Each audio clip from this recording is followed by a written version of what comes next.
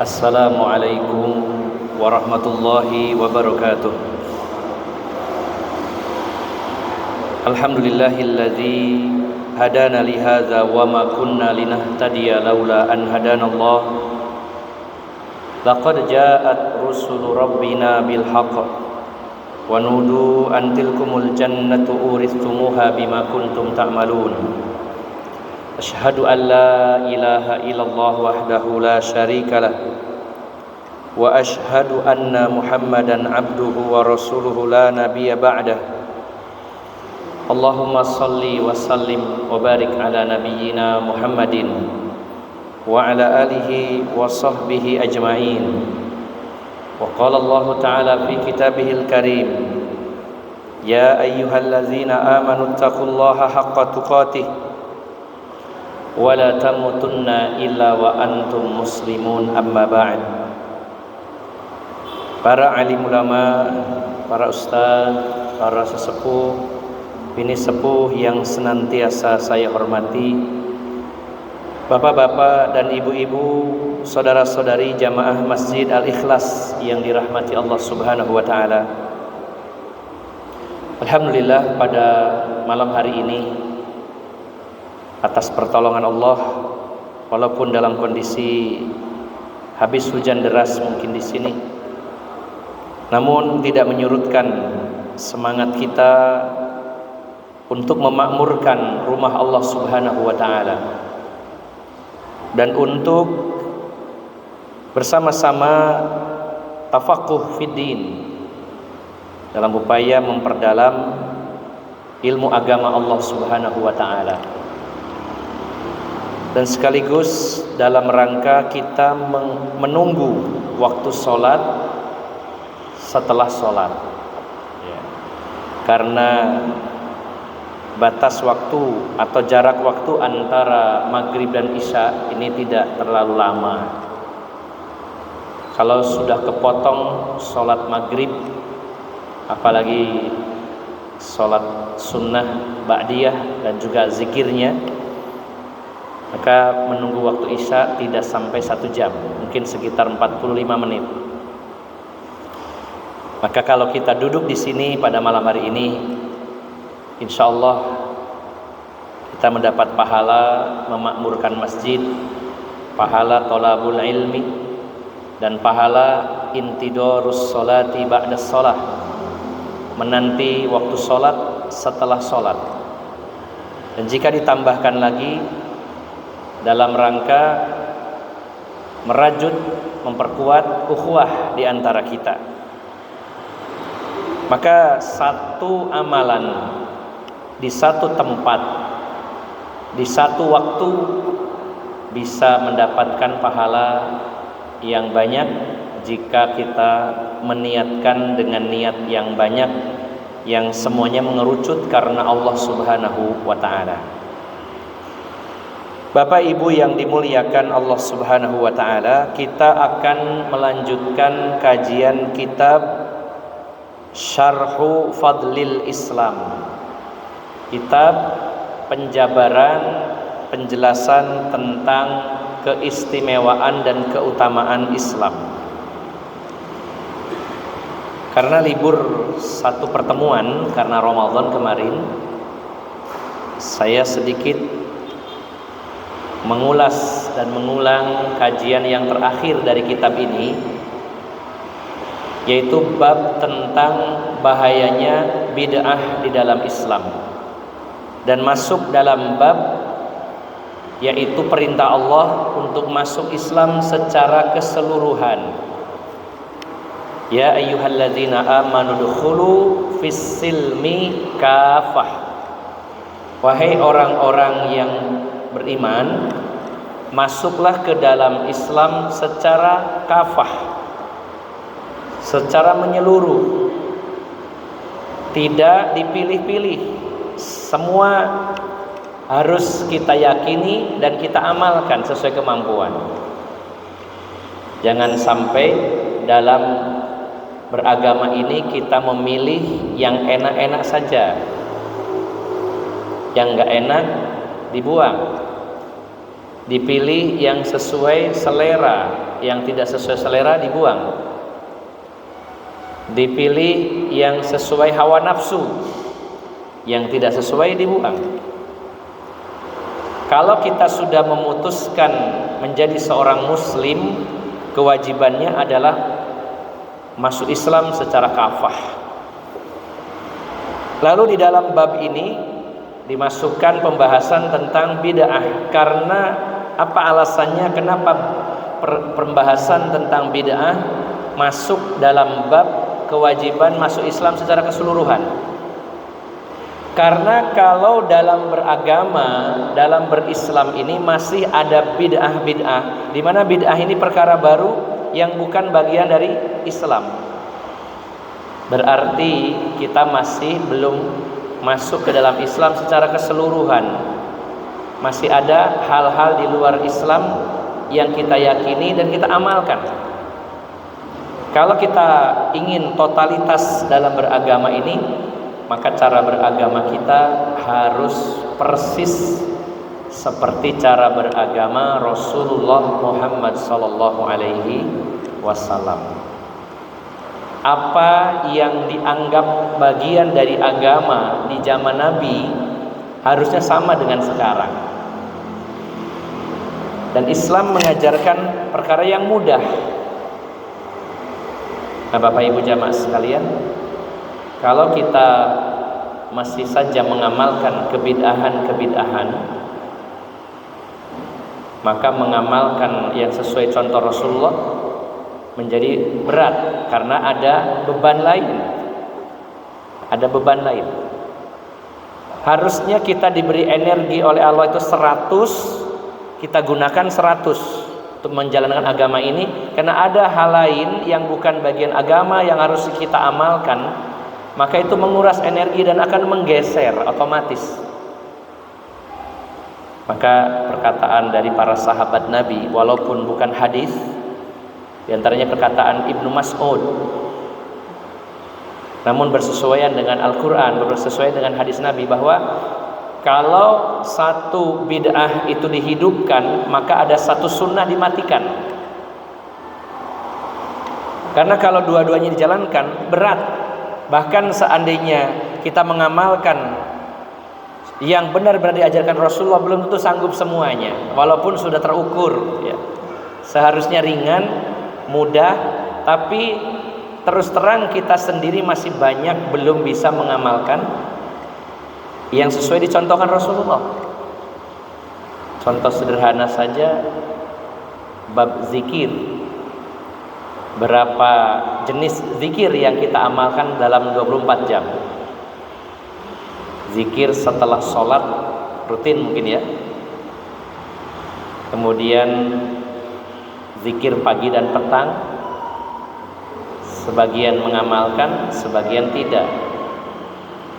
Zikir dan doa dalam rangkaian perbuatan seperti sebelum tidur, ada zikirnya, ada doanya. Kemudian masuk pasar, ada doanya, ada zikirnya. Kalau bab zikir saja kita belum tentu bisa mengamalkan semuanya. Bab sholat sunnah belum tentu semuanya bisa kita amalkan. Bab puasa sunnah. Lalu kita tambah lagi beban dengan perbuatan bid'ah, otomatis menggeser energi kita yang harusnya untuk mengamalkan amalan yang diamalkan Rasulullah, kegeser. Dan bisa dibuktikan Bapak Ibu jamaah sekalian, kalau unsur-unsur perkara-perkara yang bukan Islam yang dihidupkan, diamalkan, percayalah bahwa banyak amalan-amalan dalam Islam yang tergeser. Berapa banyak orang yang tidak bayar zakat, tapi kalau bancaan banyak yang ngamalkan. Kalau ini kan sodako, ya sodako yang mana dulu? Terus kita rinci. Kalau orang itu mengamalkan akikoh ketika bayi lahir, di hari ke-7 akikoh, ini yang sesuai contoh Rasulullah. Tapi energinya, biayanya, perhatiannya terfokus untuk amalan-amalan yang lain. mulai dari 4 bulan, 7 bulan, itu sudah keluar biaya banyak. Udah fokus ke situ. Itu butuh waktu, butuh tenaga, butuh pikiran, butuh dana. Waktu babaran, ada lagi ritual man. Nanti seminggu copot kepalanya, kusernya yang copot bukan kepalanya. Ada lagi ritual. Nanti umur 35 selapan, ada lagi. Nanti kalau sudah bisa jalan manci ubin, keramik dan lain-lain. Nah, kalau kaum muslimin fokusnya ke sana, otomatis pikiran, tenaga, biaya mempersiapkannya itu ke sana. Nah, yang sunnah Nabi, yang ajaran Nabi akhirnya tergeser. Makanya para ulama berpesan bahwa sederhana dalam mengamalkan ajaran Nabi SAW itu lebih baik daripada bersungguh-sungguh mengamalkan apa yang tidak diajarkan. Ya. Dan pada pembahasan terakhir bahwasanya perbuatan bid'ah itu sulit taubatnya. Bagaimana orang akan bertaubat sementara dia meyakini itu bukan dosa tapi ibadah? Sulit Bapak Ibu. Dan rupanya pembahasan tentang bid'ah ini di tengah-tengah kaum muslimin agak melemah dengan alasan akan mengganggu persatuan. Nah, kalau seperti ini semua, siapa yang akan mengingatkan dan meluruskan? Yang terpenting adalah caranya, ya, dengan cara yang terbaik, dengan cara yang halus, tidak menghujat, tidak meremehkan, tidak menghina, tapi menyampaikan ilmu. Kalau kita memutuskan nggak usah bahas bid'ah, terus bagaimana tanggung jawab kita di hadapan Allah? Di depan kita banyak kebid'ahan, keluarga kita, anak-anak kita, cucu kita. Besar sekali pertanggungjawaban kita di hadapan Allah Subhanahu wa taala. Tetap kita sampaikan mana itu sunnah Nabi, mana itu bid'ah. Kita sampaikan mana tauhid, mana syirik. Kita sampaikan ini ibadah, ini maksiat. Dengan strategi, dengan cara yang terbaik, dengan dosis yang sesuai. Nah, begitu. Bukan tidak sama sekali, tapi dengan strategi, dengan cara yang baik. Karena kebaikan disampaikan dengan cara yang tidak baik sulit diterima. Kebenaran sampaikan dengan cara yang benar, kebaikan sampaikan dengan cara yang baik. Dan juga tentunya ada dosisnya. Walaupun itu dianggap sebagai penyakit, tapi kan untuk mengobatinya ada aturannya, ada dosisnya. Jangan sampai juga overdosis. Nah, ini bab terakhir yang kita bahas pada kitab Syarah Fadlil Islam. Kita masuk ke halaman 104. Babu qaulillahi ta'ala. Bab tentang firman Allah Ta'ala dalam surat Ali Imran ayat 65 sampai 67. Barangkali ada yang bawa Al-Quran atau Al-Quran digital.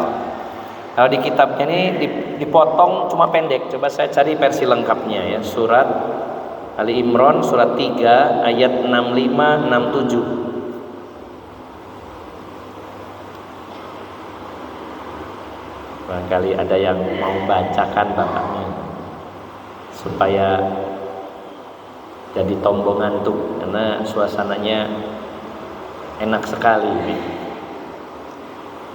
Ada yang bawa Al-Quran dan bisa membacakan, mau minta tolong saya. Oh enggak Pak, tidak apa-apa. Oh iya, saya dengar ya Pak. Barangkali pinjam. Tes. Nah, 65 sampai 67. 65 sampai 67. 65 sampai 67.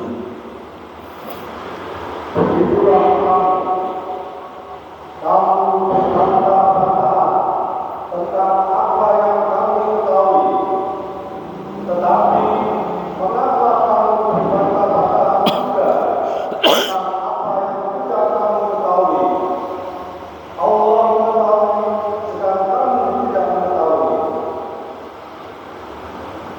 Terus itu ayat berapa, Pak? 65 ya? Oh iya. Tidak apa-apa, coba diulang kembali ayat 65, 66, 67, 3 ayat. Okay.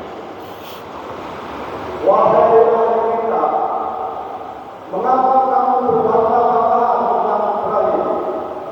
Padahal Allah dan Injil diturunkan setelah dia Ibrahim. Apakah kamu tidak mengerti? Okay, selanjutnya ayat 66. Ha antum. Begitulah kamu berbantah-bantahan tentang apa yang kamu ketahui. Tetapi mengapa kamu berbantah-bantahan juga tentang apa yang tidak kamu ketahui? Allah mengetahui, sedang kamu tidak mengetahui. Ayat 67. Ibrahim bukanlah seorang Yahudi dan bukan pula seorang Nasrani. Dia adalah seorang yang lurus, Muslim, dan dia adalah termasuk orang-orang Muslim. Baik, jazakumullah khairan. Terima kasih. Surat Ali Imran ayat 65, 66, 67. Jadi pembahasannya tentang firman Allah surat 3 yaitu Ali Imran ayat 65, 67. Yang tentunya sesuai dengan judul kitab ini membahas tentang Islam. Nah, yang dibahas adalah sebenarnya agama Nabi Ibrahim itu apa? Kenapa tokoh Nabi Ibrahim yang diangkat? Kita tahu bahwa Nabi Ibrahim ini adalah Abul Anbiya, bapaknya para nabi. Dan kitab-kitab suci termasuk Taurat, Injil dan Al-Qur'an itu membahas beliau, Nabi Ibrahim. Walaupun sisi penamaan mungkin kalau kita menamakannya Ibrahim, orang Yahudi dan Nasrani Abraham ya. Kemudian kita namakan Ismail, mungkin mereka Samuel. Kemudian kita namakannya Yakub, mereka Jakob, ya mirip lah kalau itu ya. Dan begitu pula nama-nama nabi yang lain seperti Nabi Sulaiman, mereka mengatakan Solomon. Kemudian Nabi Musa, Moses. Kemudian siapa lagi? Nabi Daud, David ya. Nah, yang pasti yang dimaksud Abraham oleh ahlul kitab Yahudi dan Nasrani adalah sama yang dimaksud Ibrahim oleh kita kaum muslimin. Yang penting itu ya. Yang disebutkan dalam kitab Taurat, kitab Injil ataupun dalam Al-Qur'an, walaupun berbeda penyebutan Abraham dan Ibrahim itu sama. Nah, Nabi Ibrahim ini tokoh yang tentu menjadi idola dari 3 agama, Yahudi, Nasrani dan Islam yang dibawa oleh Rasulullah Muhammad SAW. Dan juga garis keturunan para nabi, terutama mayoritas nabi-nabi Bani Israel adalah dari Nabi Ibrahim juga. Begitu pula keturunan Nabi Muhammad atau garis keturunan Nabi Muhammad SAW juga sampai kepada Nabi Ibrahim. Nah, jadi orang-orang Yahudi dan Nasrani, karena yang dipanggil di sini adalah ya ahlal kitab. Nah, kita baca dalam syarahnya, ahlul kitabi humul yahudu wan nasara. Lamma da'ahum Rasulullah sallallahu alaihi wasallam ilal Islam wa qalu inni rasulullahi ilaikum jami'an alladzi lahu mulkus samawati wal ard qalu la nattabi'uka nahnu ala dini Ibrahim alaihi salam fallahu jalla wa ala radda alaihim ya. Jadi yang dimaksud ahlul kitab adalah Yahudi dan Nasrani. Memang ada perbedaan pendapat di kalangan ulama madhab. Imam Asy-Syafi'i rahimahullah, beliau berpendapat yang dimaksud ahlu kitab adalah ahlu kitab Yahudi dan Nasrani yang masih meyakini dan mengamalkan kitab Taurat dan Injil yang asli. Kalau yang bukan asli berarti bukan ahlu kitab, kata beliau. Ini pendapat. Jadi kata Imam Syafi'i, ahlul kitab itu adalah pengikut Nabi Musa yang mengamalkan kitab Taurat yang asli, yang belum dirubah. Sedangkan ya, pengikut Nabi Isa adalah yang mengikuti Injil yang belum dirubah, yang asli. Namanya juga pendapat, bisa diterima, bisa tidak. Sedangkan para ulama lain, bahkan jumhur ulama, tidak menspesifikasikan, tidak mengkhususkan ahlul kitab itu pokoknya Yahudi dan Nasrani. Pokoknya Yahudi dan Nasrani. Karena kenapa? Karena Al-Quran maupun hadis tidak merinci ahlul kitab itu mereka yang memegang Taurat dan Injil yang asli, tidak ada rincian. Yang kedua, kalau memang ahlul kitab itu adalah Yahudi dan Nasrani yang berpegang kepada Taurat dan Injil yang asli, apakah orang-orang Yahudi dan Nasrani yang hidup di zaman Nabi Muhammad SAW mereka memegang Taurat dan Injil yang asli? Bukankah mereka sudah meyakini Yesus sebagai anak Tuhan di zaman Nabi SAW, bahkan sebelum itu? Tapi apakah Rasulullah tidak menyebut mereka ahlul kitab? Tetap dipanggil ahlul kitab. Padahal mereka juga sudah tidak mengamalkan Taurat dan Injil yang asli. Terbukti orang-orang Yahudi melanggar aturan yang ada di kitab mereka. Harusnya mentauhidkan Allah, mereka mengatakan Uzair ibnullah, Uzair itu anaknya Allah. Sedangkan orang Nasrani mengatakan Isa bin Maryam ya, ibnullah, anaknya Allah. Dan itu diketahui oleh Rasulullah SAW, tapi tetap Rasulullah memanggilnya ahlul kitab.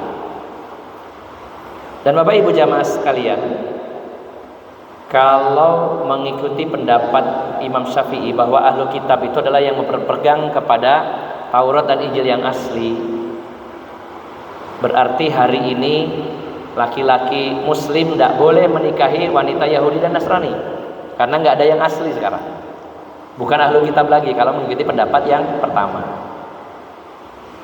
Dan juga konsekuensinya sembelihan Yahudi dan Nasrani hari ini sudah nggak boleh dimakan karena sudah nggak asli kalau mengikuti pendapat yang pertama. Sehingga wallahu alam, pendapat yang lebih kuat bahwa ahlul kitab itu adalah Yahudi dan Nasrani, baik yang dulu berpegang kepada Taurat dan Injil yang asli ataupun sekarang yang mereka memegang Taurat dan Injil yang sudah dirubah ya, itu adalah ahlul kitab. Mereka Yahudi dan Nasrani ketika Rasulullah berdakwah kepada mereka, di mana Rasulullah mengatakan Inni Rasulullahi ilaikum jami'a, sesungguhnya saya ini Rasul Allah, saya ini utusan Allah untuk kalian semua. Saya ini utusan Allah untuk kalian juga. Jangan dikira hanya untuk pengikut saya saja, untuk seluruh manusia, bahkan jin. Berbeda dengan Nabi Musa, berbeda dengan Nabi Isa, hanya untuk Bani Israel. Kalau saya untuk semuanya, termasuk kalian. Ya. Tapi apa jawaban mereka? La nattabi'uka nahnu ala dini Ibrahim alaihi salatu wassalam. Kami tidak akan mengikuti agamamu wahai Muhammad. Ya. Kami hanya mengikuti agamanya Nabi Ibrahim. Makanya Allah membantah keyakinan mereka. Di dalam surat Al-Imran tadi ayat yang ke-65 Allah berfirman, ya ahlal kitabi lima tuhajjuna fi Ibrahim wa ma unzilatit Tauratu wal Injil illa min ba'dihi afala ta'qilun. Wahai ahlu kitab, wahai Yahudi, wahai Nasrani, mengapa kamu berbantah-bantahan tentang Nabi Ibrahim? Jadi yang pertama, Yahudi dan Nasrani mengaku kami ini menolak ajaran Muhammad karena kami mengikuti ajaran Ibrahim. Yang kedua, kata mereka, kata orang Yahudi, Nabi Ibrahim itu agamanya agama Yahudi. Sedangkan kata orang Nasrani, Nabi Ibrahim itu agamanya Nasrani. Ya namanya ngaku-ngaku kan nggak apa-apa ya, tapi harus dibuktikan. Silakan kamu mengaku-ngaku sih. Namanya ngaku itu kan belum tentu sebuah kebenaran. Katanya Donald Trump yang menang Amerika, katanya pemerintah Iran yang menang Iran. Ya namanya ngaku, silakan. Nah, itu namanya ngaku. Banyak orang mengaku, kami ini ahlus sunnah wal jamaah, silakan. Atau mengaku apa saja, ya itu. Termasuk orang-orang Yahudi mengklaim mengakui bahwa Nabi Ibrahim itu, kata orang Yahudi, agamanya ya Yahudi. Kata orang Nasrani, Nabi Ibrahim itu agamanya Nasrani. Maka Allah bertanya kepada mereka, wahai ahlu kitab, kenapa kalian saling berbantah-bantahan tentang Ibrahim? Bukankah kitab Taurat dan Injil tidak turun kecuali setelah zamannya Nabi Ibrahim? Ya.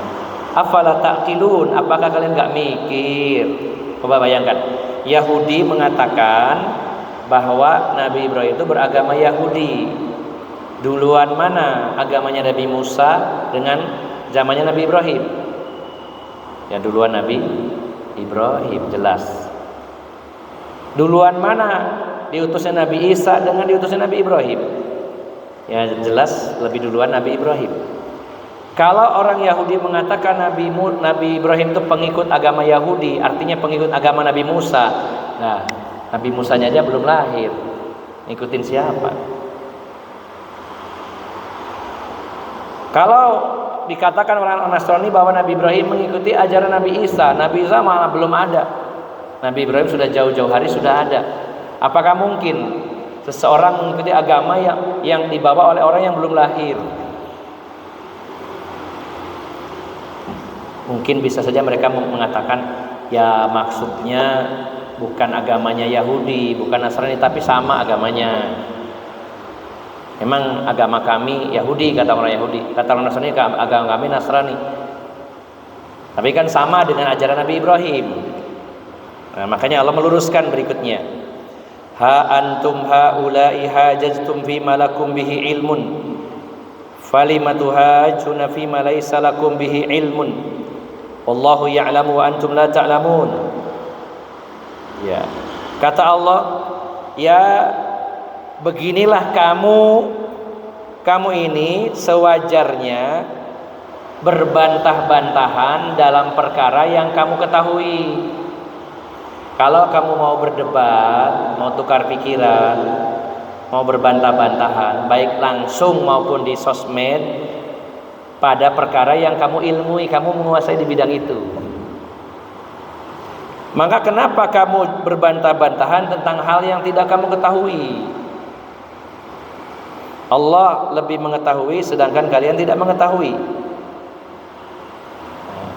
Jadi ini juga pelajaran bagi kita. Upayakan kita jangan sering berdebat, berbantah-bantahan pada perkara yang bukan ranah kita. Kita tidak punya ilmu. Oh tapi kan saya baca di mana dulu? Beritanya benar apa tidak? Hari ini seluruh berita sebaiknya jangan langsung ditelan mentah-mentah, apalagi sumbernya tidak jelas, tidak ada pertanggungjawabannya. Siapapun bisa menulis dan bisa memberikan berita, tapi benar tidaknya ini yang kita belum tahu. Apalagi dalam pembahasan yang di luar kemampuan kita. Wah, saya tahunya membahas tentang kesesatan Syiah Rafidhah. Kalau itu saya punya ilmunya, misalkan ya cukupan dalam bab itu saja. Kalau bahas masalah geopolitik, kalau memang pakar di bidang itu, monggo. Seperti tulisan yang terbaru dari Ustadz Abu Irham Irhamullah MA. Beliau adalah seorang pakar geopolitik Timur Tengah. Geopolitik fokus Timur Tengah. Nanti barangkali ada yang mau baca, nanti saya kirimi kalau ada nomornya.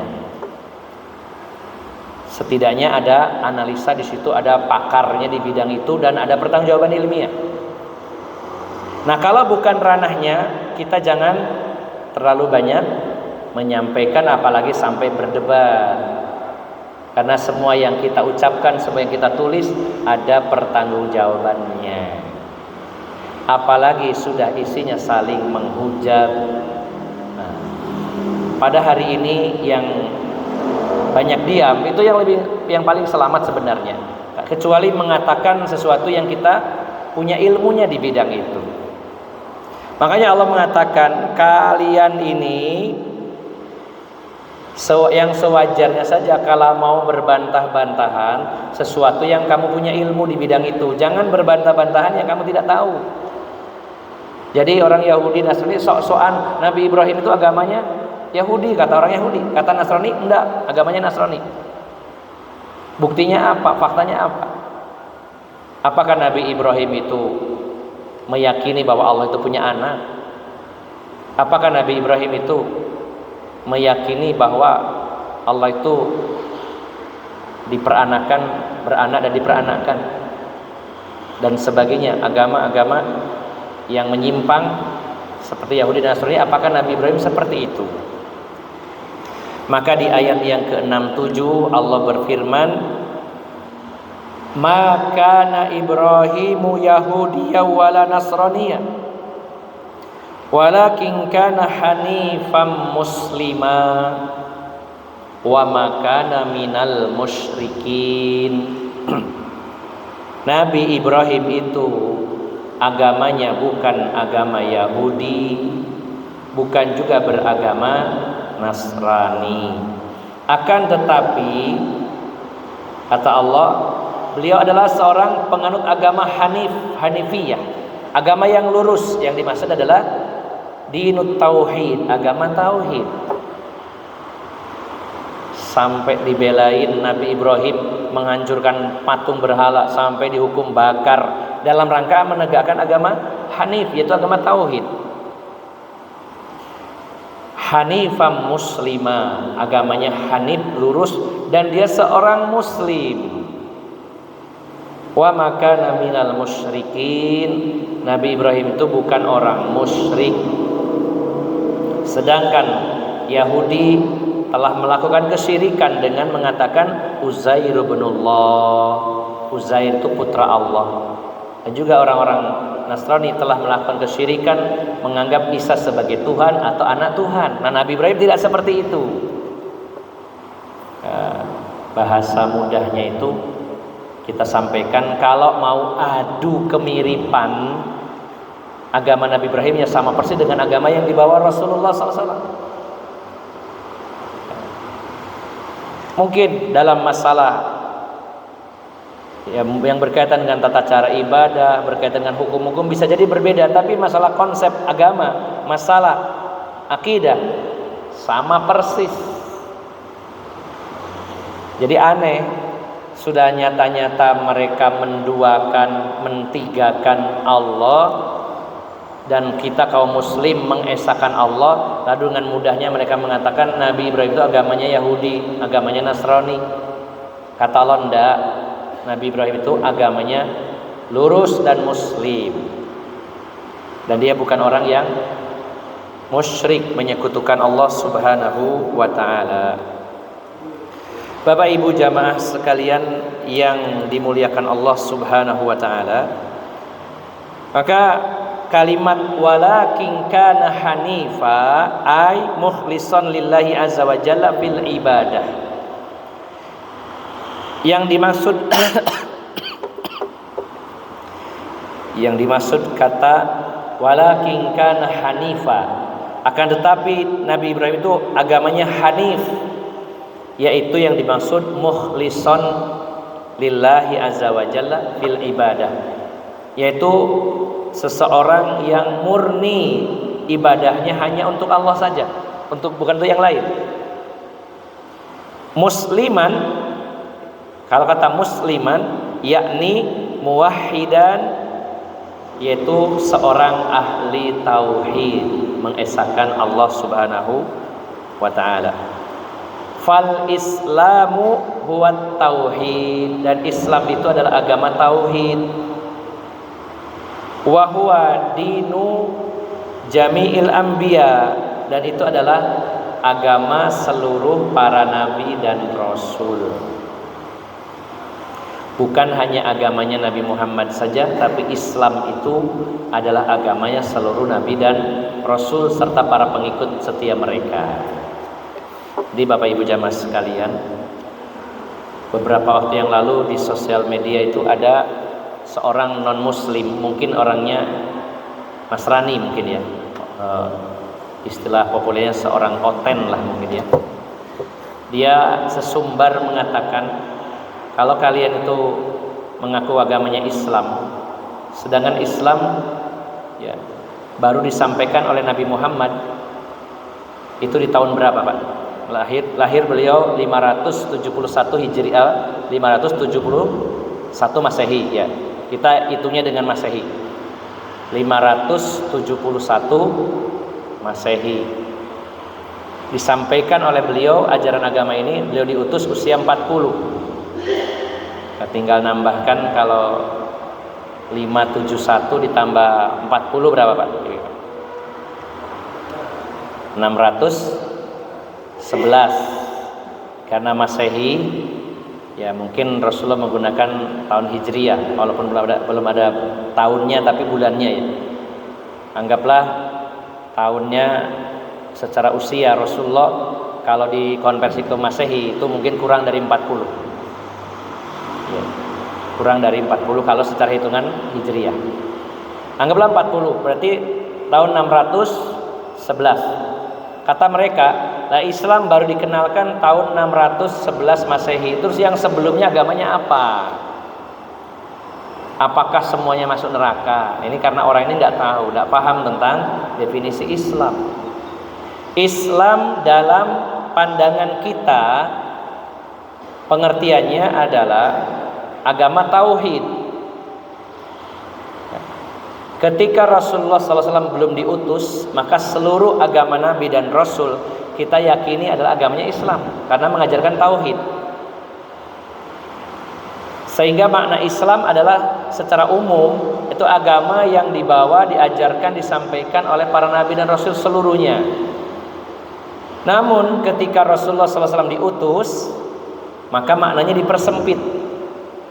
Kalau ada hari ini orang beragama dengan agama Nabi sebelum Nabi Muhammad, walaupun murni ajarannya, misalkan ada orang pengikut Nabi Musa menggunakan Taurat yang 100% asli, maka setelah atau pasca diutusnya Rasulullah SAW tetap tidak bisa dikatakan Muslim. Ketika Rasulullah diutus, definisi Islam adalah agama yang dibawa oleh Rasulullah Muhammad SAW. Sehingga pengikutnya disebut Muslim. Maka orang yang tidak mengikuti agama Rasulullah SAW tidak dikatakan seorang Muslim pada hari ini. Sejak diutusnya beliau sampai hari kiamat, siapa yang tidak mengikuti agama beliau bukan dikatakan Muslim lagi, walaupun mengikuti kitab suci terdahulu, Nabi terdahulu yang murni. Dan itu sangat sulit kayaknya ya untuk yang mencari yang murni. Tapi seandainya ada, maka tetap bukan dikatakan Muslim. Makanya Rasulullah pernah bersumpah, demi Allah, seandainya Musa masih hidup saat aku diutus, demi Allah dia pasti akan mengikuti agamaku. Berarti kitab Tauratnya akan ditaruh ganti Al-Quran seandainya masih hidup. Begitu pula para pengikut beliau. Nah, jadi Bapak Ibu jamaah sekalian, kalau ditanya apa agama Nabi Ibrahim, istilahkannya agamanya adalah agama Hanifiyah, yaitu juga agamanya adalah Islam, dan beliau seorang Muslim dalam pengertian secara umum di zamannya beliau. Dan secara konsep ajaran beliau tentu persis sama dengan apa yang diajarkan oleh Nabi Muhammad sallallahu alaihi wasallam. Kemudian Bapak Ibu jamaah sekalian yang dimuliakan Allah Subhanahu wa taala, kalau ada orang yang membenci agama Nabi Ibrahim, maka orang itu dikatakan dalam Al-Qur'an orang yang bodoh dan dungu bahasanya. Sebagaimana Allah berfirman dalam surat Al-Baqarah ayat 130. Surat Al-Baqarah ayat 130. Allah berfirman, "Wa may yarghabu am millati Ibrahim illa man safiha nafsah. Wa laqad istafainahu fid dunya wa innahu fil akhirati laminas sholihin." Maka tidaklah membenci agama Nabi Ibrahim kecuali orang yang bodoh atau membodohi dirinya sendiri.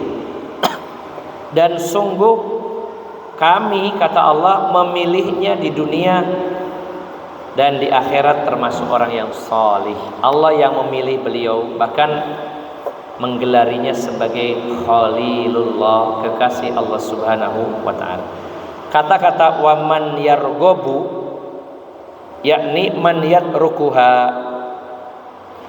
farrogbatu anisyai tarkuhu. Yang dimaksud waman yargobu itu adalah man yatrukuha, siapa yang meninggalkan. Siapa yang meninggalkan agama Ibrahim, yang dimaksud adalah agama Islam, agama yang hanif, yang lurus, agama tauhid, bukan agama secara khusus Nabi Ibrahimnya, tapi secara konsepnya. Siapa yang tidak suka, membenci agamanya Nabi Ibrahim, dia telah bertindak bodoh terhadap dirinya, dan sungguh Allah telah memilihnya di dunia maupun di akhirat. Bapak Ibu jamaah sekalian yang dimuliakan Allah Subhanahu wa taala, ada satu pertanyaan sebelum kita tutup. Lalu bagaimana dengan orang-orang Arab di masa jahiliyah ketika Rasulullah belum diutus? Siapa di antara mereka yang selamat masuk surga dan siapa di antara mereka yang masuk neraka? Kira-kira orang-orang Arab sebelum diutusnya Rasulullah sallallahu alaihi wasallam, terutama yang ada di Mekah, di Madinah dan sekitarnya, Jaziratul Arab, sebelum diutusnya Rasulullah, apakah mereka semuanya masuk neraka atau semuanya masuk surga? Atau ada yang ke surga atau ada yang ke neraka? Ini penting sekali Bapak Ibu jamaah sekalian. Nah, jawabannya adalah kita harus menelisik dari sisi histori, sejarah. Sebenarnya agama yang dianut oleh bangsa Arab itu agama apa sebelum diutusnya Rasulullah SAW?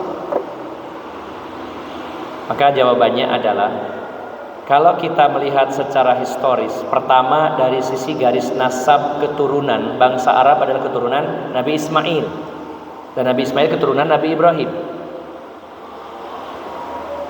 Itu artinya Nabi Ibrahim yang dilanjutkan oleh Nabi Ismail yang mengajarkan agama kepada anak keturunannya. Sedangkan nabi-nabi Bani Israel, Nabi Musa, Nabi Harun, Nabi Daud, Nabi Sulaiman, Nabi Ilyasa, Nabi Isa, mereka hanya diutus kepada Bani Israel. Lalu siapa yang diutus kepada bangsa Arab sebelum diutusnya Rasulullah? Yang jelas Nabi yang diutus ke mereka adalah Nabi Ibrahim, kemudian Nabi Ismail. Dan antara Nabi Ismail sampai Rasulullah, di situ yang diistilahkan adalah masa fatrah, masa kekosongan, tidak ada nabi yang diutus. Dari Nabi Ismail sampai ke zaman Rasulullah Muhammad tidak ada nabi yang diutus kepada orang Arab. Itu yang disebut masa fatrah. Nah, kalau memang Nabi Muhammad SAW belum diutus, terus agamanya apa dan siapa yang selamat, siapa yang celaka? Ya tentu jawabannya, siapa di antara mereka yang memegang agamanya Nabi Ibrahim dan Nabi Ismail yang hanif, yang lurus, mereka adalah ahli surga. Karena Rasulullah belum diutus. Dan siapa yang mereka menyimpang dari agama Nabi Ibrahim dan Nabi Ismail, mereka lah yang masuk neraka. Nah, disinilah pentingnya kita tidak menggebiah uyah. Oh, kalau orang dulu itu sebelum diutus Rasulullah semuanya masuk neraka, belum mengenal Islam, atau mengatakan seluruhnya masuk surga. Kalau seluruhnya masuk surga, berarti para penyembah berhala di zaman sebelum diutusnya Rasulullah itu begitu banyak masuk surga semua. Maka jawabannya simpel. Siapa di antara mereka yang menganut agama Nabi Ibrahim dan Nabi Ismail, karena tidak ada nabi setelah itu baru Rasulullah SAW, maka siapa yang memegang kepada agama Nabi Ibrahim kemudian Nabi Ismail, mereka lah orang yang lurus, yang masuk surga. Sedangkan yang menyimpang dari ajaran Nabi Ibrahim dan Nabi Ismail, mereka yang menyimpang, apalagi menyembah berhala, mereka yang masuk neraka. Lalu pertanyaan terakhir yang jadi perdebatan panas sampai detik ini, apakah ayah dan ibunya Rasulullah itu di surga atau di neraka? Masuk neraka apa surga? Gimana Pak? Ayahnya Nabi Muhammad dan ibunya Nabi Muhammad itu masuk surga atau masuk neraka? Kan kita harus tahu, kalau sebelum diutusnya Rasulullah, yang mengikuti agama Nabi Ibrahim dan Nabi Ismail masuk surga, yang menyimpang dari itu tidak masuk surga. Itu kan kesimpulannya di situ. Nah, yang jadi pertanyaan adalah kita tidak tahu agamanya Abdullah dan Aminah. Tidak ada keterangan. Yang ada keterangannya adalah dari sabda Rasulullah SAW bahwa orang tua beliau itu masuk neraka. Rasulullah sendiri yang menyampaikannya. Inilah yang jadi perdebatan. Jadi akhirnya muncullah tuduhan, wah ini lancang sekali menuduh ayah dan ibunya Rasulullah itu ahli neraka, padahal mereka beragama Nabi Ibrahim. Nah, silakan kalau ada bukti valid yang menunjukkan Abdullah dan ibu Rasulullah itu adalah beragama Nabi Ibrahim, seperti agamanya Nabi Ibrahim atau Nabi Ismail. Namun dalam hadis-hadis yang sahih, Rasulullah ketika ada yang bertanya, seseorang yang bertanya kepada Rasulullah, ya Rasulullah, ibu saya itu belum masuk Islam, dia penyembah berhala, sebelum engkau diutus, apakah dia masuk surga atau neraka? Kata Rasulullah, masuk neraka. Lalu orang ini nangis sambil berpaling dari hadapan Rasulullah. Sebelum sampai di pintu, Rasulullah nangis, mas bentar mas, ibu sampai di neraka. Kata ibu saya juga sama. Nah, terlepas dari jasa seorang ibu kepada putranya, hanya kita cukupkan dari apa yang diberitahukan oleh Rasulullah. Selama hadisnya sahih, ya kita ikuti apa yang disabdakan Rasulullah. Adapun kalau mendefinisikan siapa yang selamat dan tidak, orang-orang yang ada di Jaziratul Arab sebelum diutusnya Rasulullah, siapa yang mengikuti agama Nabi Ibrahim dan Nabi Ismail, ya mereka orang yang selamat. Siapa yang menyimpang, bahkan menyembah berhala, ya dia yang celaka. Tentang person-person, pribadi-pribadi, kita tidak tahu siapa yang mencatat, oh si A ini agamanya mengikuti Nabi Ibrahim, si B tidak. Kita tidak punya data itu. Maka yang kita vonis surga neraka bukan kita. Kalau Allah yang menyatakan demikian dan Rasulullah menyatakan demikian, ya kita manut saja. Kalau Allah mengatakan Fir'aun itu masuk neraka, ya kita yakini. Kalau Allah mengatakan bahwa anjing Ashabul Kahfi itu masuk surga, ya udah masuk surga. Katanya unta Nabi Soleh masuk surga, ya masuk surga. Ya. Jadi kita cukupkan, karena kalau kita ditanya datanya, kita tidak punya data. Ya, nggak ada KTP waktu itu, lalu tercatat di Dinas Kependudukan. Kemudian ada data statistik bangsa Arab, sekian persen ikut agama Nabi Ibrahim, sekian persen tidak. Nama-nama ini adalah yang beragama mengikuti agama Nabi Ibrahim, tidak. Kita nggak punya itu. Nah, yang kita tidak tahu, kita tidak bisa menjawab. Yang kita tahu karena ada dalil, nah itu kita sampaikan sesuai dalil. Ini mudahnya seperti itu. Bapak Ibu jamaah sekalian, jadi saya simpulkan di bab ini bahwa kalau bicara tentang kehebatan Islam, ternyata Islam ini adalah agamanya seluruh para nabi dan rasul, termasuk agama yang dipeluk oleh Nabi Ibrahim alaihissalam. Walaupun orang-orang Yahudi mengklaim bahwa Nabi Ibrahim beragama Yahudi dan orang Nasrani mengklaim bahwa Nabi Ibrahim beragama Nasrani, tapi klaim mereka itu adalah klaim yang tanpa bukti, tanpa data. Bahkan agama Nabi Ibrahim justru bertentangan dengan agama yang mereka anut, dan agama Nabi Ibrahim sama persis secara konsep tauhid dengan agama yang dibawa oleh Rasulullah Muhammad sallallahu alaihi wasallam. Demikian Bapak Ibu jamaah sekalian, semoga bermanfaat. Mohon maaf atas segala kekurangan. Billahi taufiq wal hidayah. Subhanakallahumma wa bihamdika asyhadu an la ilaha illa anta astaghfiruka wa atubu ilaik. Assalamualaikum warahmatullahi wabarakatuh.